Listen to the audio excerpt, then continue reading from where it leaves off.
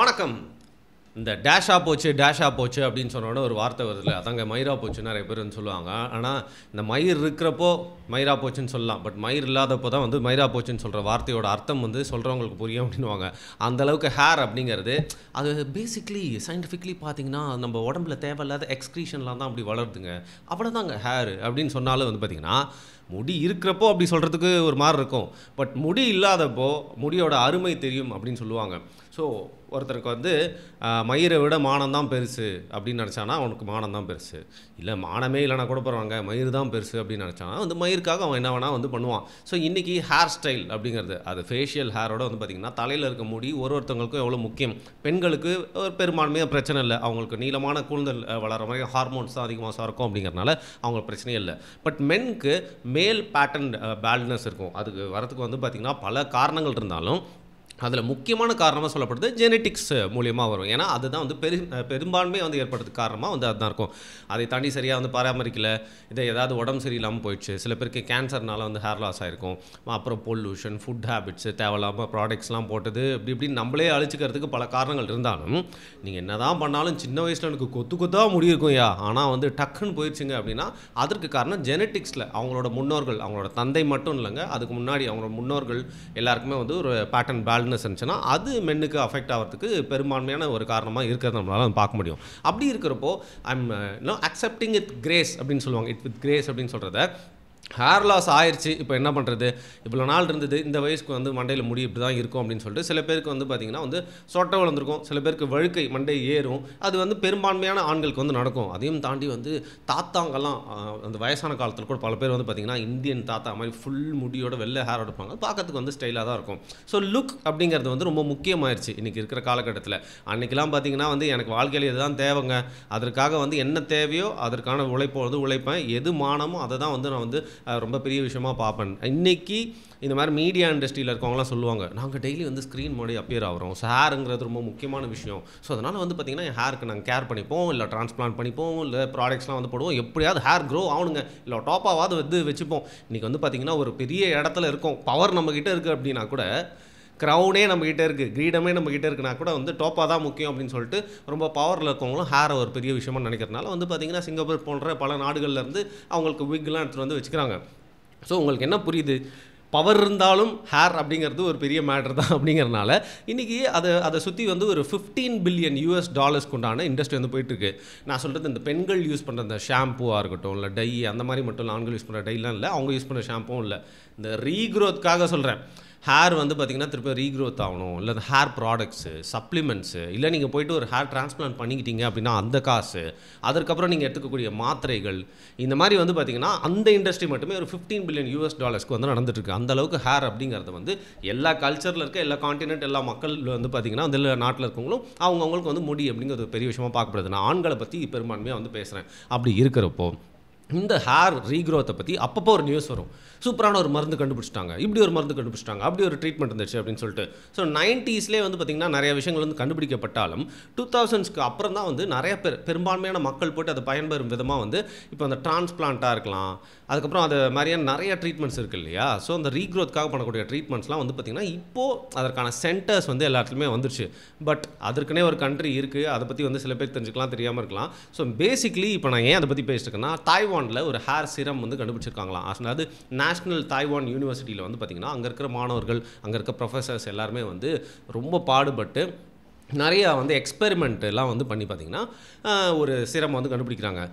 எப்போவுமே நம்மளுக்கு தெரியும் ஒரு ஆராய்ச்சி நடக்குது அப்படின்னா லேப் ரேட் அப்படின்னே ஒரு டேர்ம் இருக்கும்ல. ஸோ இங்கேயும் வந்து பார்த்திங்கன்னா நம்ம மைஸ் இருக்குல்ல, அந்த எலிக்கு தான் வந்து பார்த்திங்கன்னா இந்த டெஸ்ட்டை வந்து பண்ணியிருக்காங்க. ஸோ பேசிக்லி இவங்க கண்டுபிடிச்ச அந்த சீரம் அப்படிங்கிறது இந்த ஃபேட்டி ஆசிட்ஸ் எல்லாம் வந்து பெருக்கெடுக்கும் விதமாக, அது மட்டும் இல்லாமல் பேசிக்லி அந்த சீரமை போட்டால் வந்து ஒரு இச்சினஸ், அதாவது அரிப்புத்தன்மை ஏற்படுமா. அப்போ அந்த அரிப்புத்தன்மை இரிட்டேஷன் வந்து அந்த மைஸ்க்கு ஏற்படுறது மூலிமா அந்த இடத்துல தப்பான விளைவுகள் இல்லாமல் இந்த ஹேர் க்ரோத்தை வந்து ஜென்ரேட் பண்ணியிருக்காங்க. ஸோ இந்த பர்டிகுலர் சீரமை ஆராய்ச்சிக்கெல்லாம் பண்ணி கண்டுபிடிச்சதுக்கப்புறம் இந்த மைஸு இந்த எலிக்கு போட்டு பார்த்தோன்னே ஒரு இடத்துல ஹேரே இல்லை, அந்த இடத்துல வந்து பார்த்திங்கன்னா வெறும் 20 நாட்களில் சும்மா புசுன்னு வந்து ஹேர் வந்து முளைச்சிருச்சான். அந்தளவுக்கு வந்து பார்த்திங்கன்னா ரொம்ப இப்போ நம்ம உள்வரி நக்கீச்சு விட்டா பட்டுன்னு சரியாகிற மாதிரி வெறும் 20 நாளில் வந்து பார்த்திங்கன்னா டக்குன்னு ஹேர் வளருது அப்படிங்கிறது ஒரு பெரிய கண்டுபிடிப்பு, ஒரு கிரவுண்ட் பிரேக்கிங் ஒரு சொல்யூஷன் ஃபார் ஹேர் ரீக்ரோத்துங்க. அதை வந்து நம்ம கடந்து போக முடியாது. உலகத்தில் எல்லா நாடுகள்லையும் இதற்கான ரிசர்ச்லாம் வந்து பண்ணிகிட்ருக்காங்க, இதுக்கான ப்ராடக்ட்ஸ்லாம் வந்து கண்டுபிடிச்சிட்டே இருக்காங்க. இதே மாதிரி வந்து பார்த்திங்கன்னா அப்பப்போ ஒரு கண்டுபிடிப்பு வந்தாலும் இது வந்து ரொம்ப ஒரு கிரவுண்ட் பிரேக்கிங்கான ஒரு விஷயமா வந்து பார்க்கப்படுது.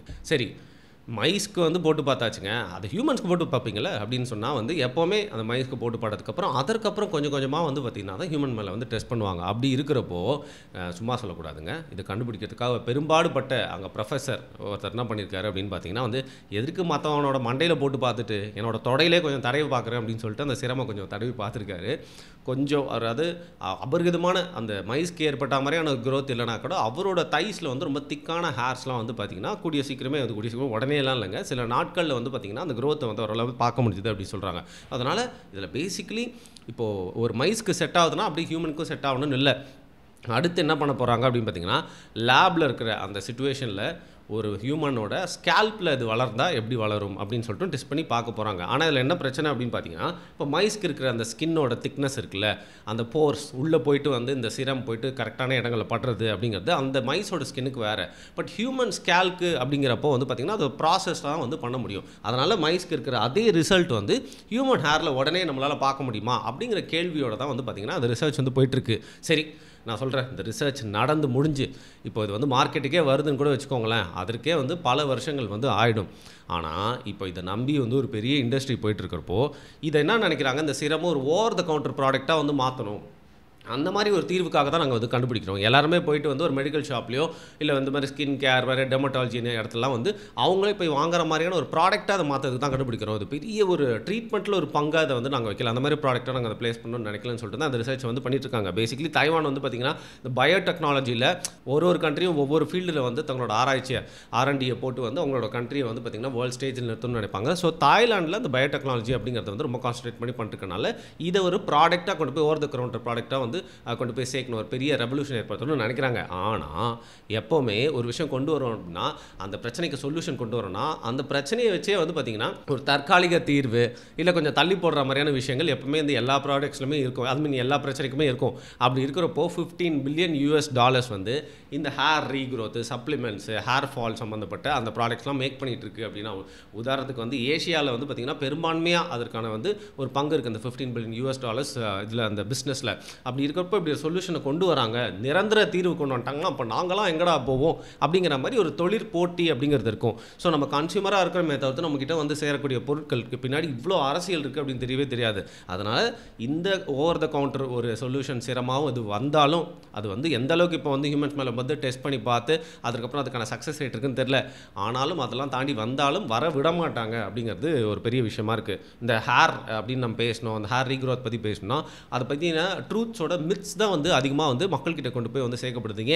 இன்றைக்கி எஸ்டாப்ளிஷ்டாக இருக்கக்கூடிய அந்த டெர்மட்டாலஜி படிச்சுட்டு நிறைய பேர் வந்து ட்ரீட்மெண்ட் கொடுக்குறாங்க. அங்கே மட்டும் இல்லாமல் ஹேர் ட்ரீட்மெண்ட் பண்ணக்கூடிய இடங்களில் பெரும்பான்மை நீங்கள் வெளிலலாம் பார்க்கறதுக்கு நல்லா இருந்தாலும் உள்ளே போயிட்டு நீங்கள் உட்காந்துட்டீங்க அப்படின்னா உங்ககிட்ட இருந்து எப்படி வந்து காசை கறக்கலாம், உங்ககிட்ட எப்படி வந்து பொய் ப்ராமிஸ் கொடுக்கலாம், டெம்பரரி சொல்யூஷன்ஸ் எப்படி கொடுத்து நிறைய உண்மைகளை மறக்கலாம் தான் வந்து பார்த்திங்கன்னா பெரிய பெரிய ஹேர் டிரான்ஸ்பிளான்ட்டு சென்டர்ஸே வந்து பண்ணிட்டுருக்காங்க.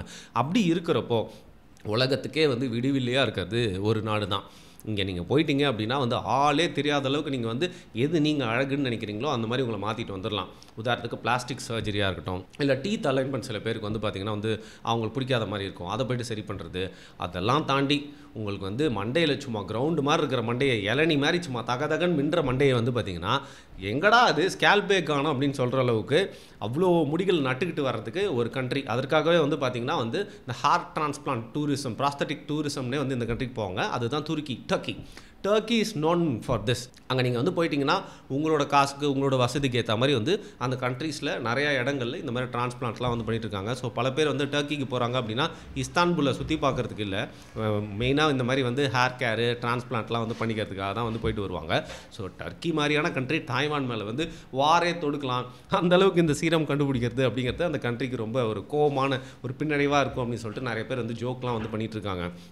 ஸோ ஹேர் கேர் இல்லை ஹேர் ரீக்ரோத்துக்காக இப்போதைக்கு இருக்கிறது வந்து பார்த்திங்கன்னா 2 தான். மினாக்சிடில் வந்து பார்த்திங்கன்னா ஒவ்வொருத்த கவுண்டர்லேயே விற்கிது. அதை போயிட்டு நம்ம ஒன்னொருத்துக்கும் ஒரு ஒன்றைக்கும் ஒருத்துக்கு ஒரு தன்மையில் இருக்கும் அந்த சொல்யூஷன் அப்படிங்கிறனால அதோட ரேஷியோ போயிட்டு நம்ம வந்து டெர்மட்டாலஜிஸ்ட் கிட்ட போய் அப்புறம் நிறைய டெஸ்ட்லாம் எடுத்து அவர் நம்மளுக்கு எந்த லெவலுக்கு மினாக்சிடில் போடணும்னு சொல்லிட்டு எழுதி கொடுத்து வாங்கணும். அதை வந்து நிறைய பேர் போட்டிருக்காங்க. இது ஹேர் ரீக்ரோத்துக்கு வந்து இப்போதைக்கு நம்மளுக்கு இருக்கிற பெஸ்ட் சொல்யூஷன் அப்படின்னு சொல்லிட்டு மாடர்ன் சயின்ஸில் சொல்லப்படுது. அதையும் தாண்டி வந்து பார்த்திங்கன்னா ஃபினாஸ்ட்ரைட். இந்த ஃபினாஸ்ட்ரைட் வந்து என்ன பண்ணுன்னு பார்த்தீங்கன்னா டிஹெச்டியை வந்து கம்மி பண்ணும். இந்த டிஹெச்டி அப்படிங்கிறது ஆண்களுக்கே உரிதான சுரக்கக்கூடிய ஹார்மோன். இப்போ ஆண்களுக்கு சின்ன வயசுலேருந்தே அது சுரக்கும். ஃபார் எக்ஸாம்பிள் பியூபர்ட்டி அட்டைன் பண்ணுறப்போ வந்து குரல் கட்டையாக மாறுறது, முகத்தில் நிறைய விஷயங்கள் ஏற்படுது, உடம்புல பாடி பார்ட்ஸ்லாம் வந்து சேஞ்ச் ஆகுறது அப்படிலாம் இருக்குல்ல. அப்புறம் உறுப்புகளில் நிறைய விஷயங்கள்லாம் ஏற்படுத்தும், ஃபீலிங்ஸ்லாம். இது எல்லாத்துக்குமே டிஹெச்டி அப்படிங்கிறது வந்து உதவுது. இதே டிஹெச்டி சுரக்கிறதுனால தான் வந்து பார்த்திங்கன்னா அந்த பேல்ட்னஸும் வந்து ஏற்படுது. மட்டும் அது ஒன்றும் இல்லை, ஒரு ஆணுடைய முதிர்ச்சி அந்த வந்து கூட்டு போகும். ஸோ முதிர்ச்சி கடைசியில் எங்கே போய் கூட்டு போய் விடுவோம் அப்படின்னு பார்த்தீங்கன்னா வந்து செக்ஸ் லைஃப்பில் அதிகமான ஈடுபாடு அவனால் காட்ட முடியாது இது மாதிரிலாம். ஸோ டிஹெச்டியோட வேலை நார்மலாக நம்மளோட உடம்புல இதெல்லாம் பண்ணுறது. பட் இந்த ஃபினாஸ்ட்ரைட் என்ன பண்ணும் அப்படின்னு பார்த்தீங்கன்னா டிஹெச்டியை வந்து ரொம்ப கம்மி பண்ணுறது மட்டும் இல்லாமல் உங்களுக்கு அந்த ஹேர் வந்து ஃபாலை வந்து ஸ்டாப் பண்ணும். பேசிக்கலி டிஹெச்டியோட அந்த ஒரு பங்கை வந்து பண்ணும். இதில் என்னென்னா இதெல்லாம் போடுறதுனால உங்களுக்கு எஃபெக்ட் எந்த அளவுக்கு இருக்கோ அதே மாதிரி வந்து பார்த்திங்கன்னா வந்து சைடு எஃபெக்ட்ஸும் இருக்குது. ஸோ இந்த மினாக்சிடில் ஃபினாஸ்ட்ரைடை தாண்டி இந்த மாதிரி ஒரு சிரமம் கொண்டு வரதுக்காக வந்து ட்ரை பண்ணிருக்காங்க அப்படிங்கிறது மக்கள்கிட்ட அது வந்து சேரும்போது தான் அதில் இருக்க நன்மை தீமை என்ன அப்படிங்கிறதுன்னு தெரியும். பல பேர் வந்து இந்த ஆர்டிக்கல் நான் படிக்கும்போது அது கீழே வந்து என்ன கமெண்ட் பண்ணியிருந்தாங்க பார்த்தீங்கன்னா இந்த மாதிரி உடனே வரக்கூடிய விஷயங்கள்லாம் வந்து கேன்சரோடு சேர்ந்து வரும்பா, அதனால் யாரும் ரொம்ப சந்தோஷப்படாதீங்க அப்படின்னு சொல்லிட்டு.